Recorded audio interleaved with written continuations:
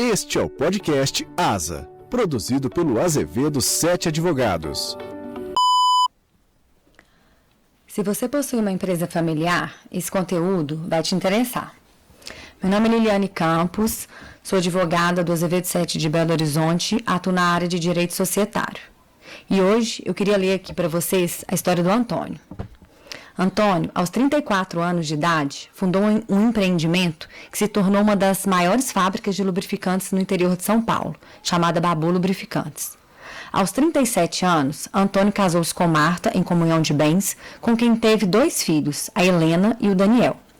A Babu Lubrificantes, quando completou 30 anos de mercado, foi listada entre as 10 maiores fábricas de lubrificantes no Brasil.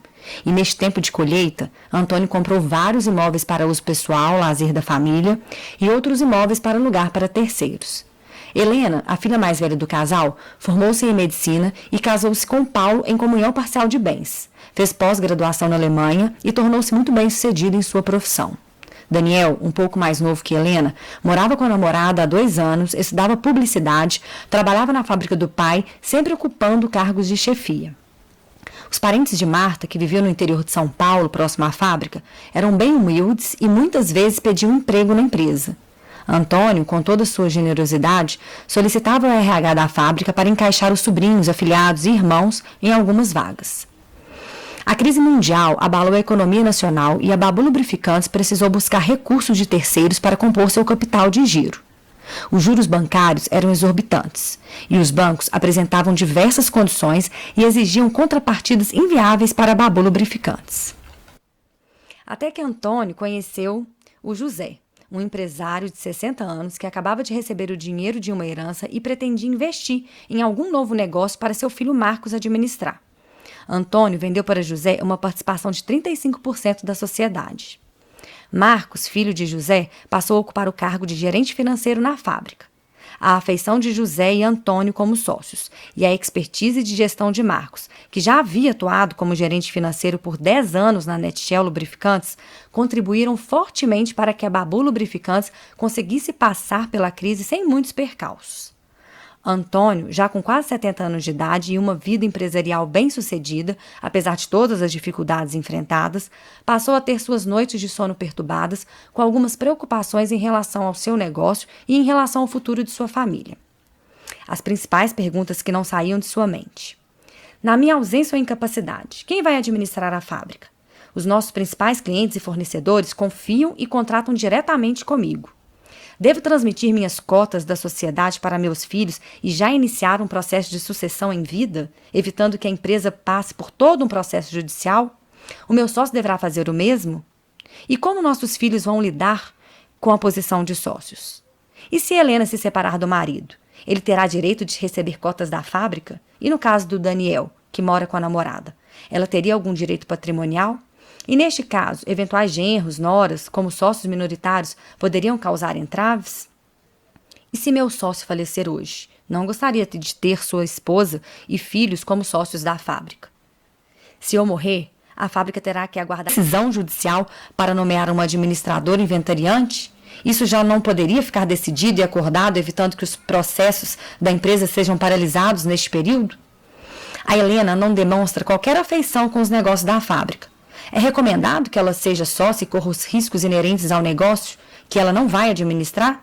Como ela poderia participar da sucessão da fábrica sem correr tantos riscos?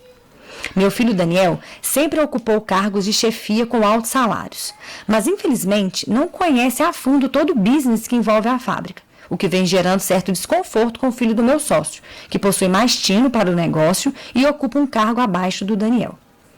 Meu sócio está me questionando sobre funcionários com baixa produtividade e altos salários, incluindo os membros da família da minha esposa. Caso a fábrica entre em um processo de recuperação judicial ou falência, a dívida trabalhista poderá comprometer meu patrimônio, constituído por toda uma vida? A alteração do meu regime de casamento e transferência desse patrimônio imobiliário para minha esposa seria uma alternativa para proteger os imóveis dos riscos do negócio? Devo fazer um testamento? A conclusão é que dilemas como os de Antônio, eles são muito comuns em empresas familiares, quando você não tem, de forma efetiva, um processo de planejamento patrimonial, sucessório e de governança corporativa bem estruturados e sempre atualizados, de acordo com as mudanças da família e da própria empresa. E muitas vezes as pessoas postergam essa tomada de decisão e o início desse processo, que é bastante complexo, porque é difícil falar sobre o tema, ninguém gosta de pensar em morte, ninguém gosta de pensar em incapacidade. Além disso, é muito difícil você fazer escolhas entre seus filhos e também de começar a dividir ali a gestão da sua empresa, né, num processo de sucessão empresarial. E até mesmo de abandonar uma posição sua ali de prestígio que representa para você o trabalho de uma vida inteira. E os herdeiros, né, na maioria das vezes, eles também têm uma percepção um pouco equivocada dos direitos que eles possuem durante essa transição, né? Por entenderem que a condição deles como herdeiros já lhes garante uma posição no comando dos negócios, enquanto, na verdade, ela representa, né, mais uma chance deles se mostrarem se estão preparados para assumir esse desafio, né, em um processo que é tecnicamente complexo e marcado por escolhas difíceis para eles também, né, de caráter socioemocional. Realmente esse é um tema bastante complexo, delicado de falar e difícil, né, um processo difícil para o empresário, para a empresa passar por ele, mas que ele traz benefícios também que são imensuráveis, né? Que é a perenidade da sua empresa e também a harmonia aí da sua família. Então, no nosso caso aqui, a história do Antônio, ela foi uma história para que você iniciasse, né? Para que você começasse a refletir sobre esse tema.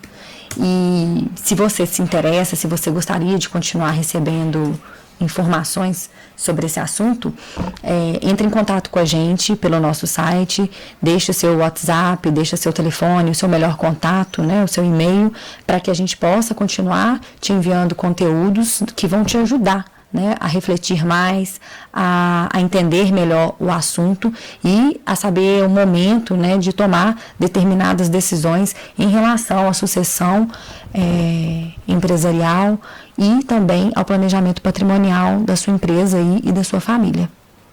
Obrigada. Podcast ASA, um novo canal de informação jurídica por quem está há mais de 50 anos no mercado.